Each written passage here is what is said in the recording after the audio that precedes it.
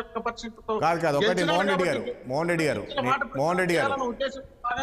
రెడ్డి గారు నేనేమంటానంటే ఒకటి మోహన్ రెడ్డి గారు దయచేసి ఒక వినండి.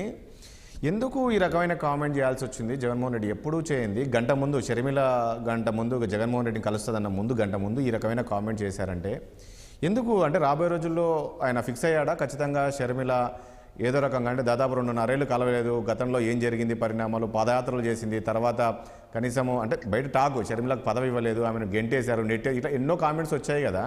సో ఇలాంటి అంశాలన్నీ కూడా రేపు షర్మిల ప్రజల్లోకి తీసుకువెళ్ళే అవకాశం ఉంటుందా? దీనివల్ల ముఖ్యమంత్రికి ఇబ్బందికరమైన పరిస్థితులు ఉంటుందా? సో ఏదైతే కాంగ్రెస్ పార్టీ ఓటర్స్ కావచ్చు, పాత కాంగ్రెస్లో ఉన్న నాయకులంతా కూడా ఈరోజు వైసీపీలో ఉన్నారు, వాళ్ళందరూ కూడా షర్మిల వైపు నడిచే అవకాశం ఉంటుంది కదా. సో ఈ రకంగా ఇబ్బందికరమైన పరిస్థితులు వస్తాయి కాబట్టే ఈ కామెంట్ చేశారా? నాకు దేవుళ్ళు ఉన్నారు, ప్రజలు ఉన్నారు, నాకు ఈ ఒత్తులు పొత్తులు జిత్తులు అవసరం లేదు, ఏదైనా జరగని, నాకు ప్రజలు ఉన్నారు, దేవుళ్ళు ఉన్నారు అనే విధంగా కామెంట్ చేశారంటే దీని వెనుక రాబోయే రోజుల్లో బాగానే ఉంటుందా? ఈ విమర్శలు ఇవన్నీ చేసే అవకాశం ఉంటుందా షర్మిల?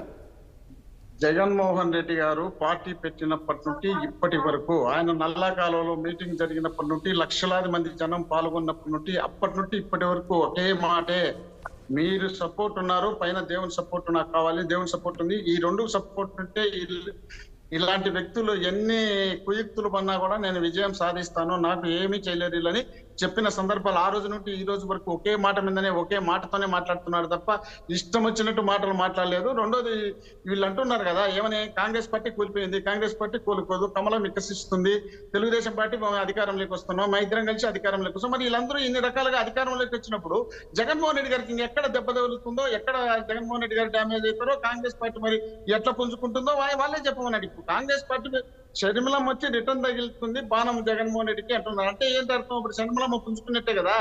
మరి షర్మిలమ్మ పుంజుకుంటే బీజేపీ ఎట్లా వికసిస్తుంది? అదేవిధంగా తెలుగుదేశం పార్టీ వాళ్ళు బీజేపీ మేము జనసేన ఇతరం కలిసి అధికారంలోకి వస్తున్నారు. మరి షర్మిలమ్మకి ఎన్ని ఇబ్బందులు పెట్టారు, ఈరోజు షర్మిలమ్మ వస్తుంది బయటికి, షర్మిలమ్మ వస్తుంటే జగన్ భయపడుతున్నాడు అంటే అర్థం ఏంటి? షర్మిలమ్మ అధికారంలోకి వస్తుందనే కదా వీళ్ళకి భయము.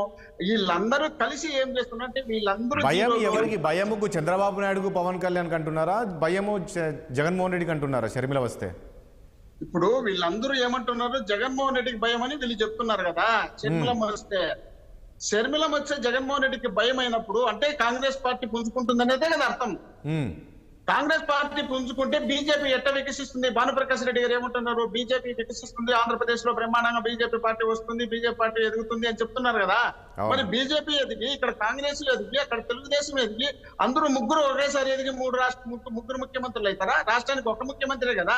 వీళ్ళు ముగ్గురు పోనీ అలయన్స్ పెట్టుకుని వస్తారా రాష్ట్రంలో ఏమన్నా? మరి ఎట్లా అవుతారు వీళ్ళు? ఎన్ని కులస్తులు ఉన్నా జగన్మోహన్ రెడ్డి గారే ముఖ్యమంత్రి, జగన్మోహన్ రెడ్డి గారే ఈ రాష్ట్రానికి భావిస్తున్నారు. ఒక్క నిమిషం మోహన్ రెడ్డి గారు చెప్పుకోవాల్సిన అవసరం ఉంది. మోహన్ రెడ్డి గారు భానుప్రకాష్ ఏం అడుగుతున్నారు? ఒక్క నిమిషం మోహన్ రెడ్డి గారు భానుప్రకాష్ మిమ్మల్ని అడుగుతున్నట్టున్నారు. ఒక్క నిమిషం. మోహన్ రెడ్డి అన్న ఓడిపోతున్నాం అనే బాధ ఏదంటే అది మాట్లాడుతున్నాడు. నేను చెప్పింది సరిగ్గా అర్థమైనట్లేదు. షర్మిల గారి బాణం తిరిగి మీ మీదకి వస్తా ఉంది, అది మీకు తెలీదా చెప్పండి? ఇలా వారు కాంగ్రెస్ పార్టీలో చేరారు, ఎవరి గురించి మాట్లాడితే ఇక్కడికి వచ్చి జగన్ పరిపాలన బాగుందని నేను చెప్తారా చెప్పండి? కాబట్టి మీ మీద మాట్లాడతారు కాబట్టి మీకు అర్థమయ్యే భాష చెప్పారు, మీకు అర్థమయ్యే భాష చెప్పినా మీకు అర్థం కాబట్టి మేమేం చేయలేము. మీకు అర్థం కాదు మేమేం చేయలేము. మీకు అర్థం కాదు మేమేం చేయలేము. బానన్న విను చెప్పారు కదా, వినరండి మీరు కూడా. మీరు చెప్పింది నాకు అర్థమైంది, విజయ్ గారికి అర్థం కావాలా, విజయ్ గారు కూడా అర్థం చేసుకోవాలా. షర్మిలమ్మ బాణం అంటే ఒరిజినల్ బాణం తుపాకులు తీసుకొని రాదు కదా, ఆయన వచ్చేది రాజకీయంగా కదా. రాజకీయంగా బాణం తగ్గుతుందంటే షర్మిలమ్మ పుంజుకుంటుంది కదా. మీ నాయకులు మేము ఇచ్చిన బిరుదు కాదు, ఇది వైసీపీ నాయకులు కార్యకర్తలు ఇచ్చిన బిరుదు. జగనన్న బాణం జగన్ మోహన్ రెడ్డి గారు మళ్ళీ వస్తాను. మోహన్ రెడ్డి గారు మళ్ళీ వస్తాను. కోటేశ్వరరావు గారు ప్లీజ్ ఒక్క నిమిషం. భాను గారు మీరు ఎందుకంటే దాన్ని అవగాహన చేసుకోకుండా తిరగతిప్పి కావాల్సి కల్లా ఇరికిద్దామనే ఉద్దేశంలో భాగంగా మీరు మాట్లాడుతున్నారు తప్ప మీరు అసలు విషయాన్ని పక్కన పెట్టేసి మాట్లాడుతున్నారు. షర్మిలమ్మ బాణం అంటే షర్మిలమ్మ కాంగ్రెస్ పార్టీ పుంజుకుంటుంది. షర్మిలమ్మ కాంగ్రెస్ పార్టీ పుంజుకున్నప్పుడు బీజేపీ అతలాకుతలానికి పడిపోతుంది.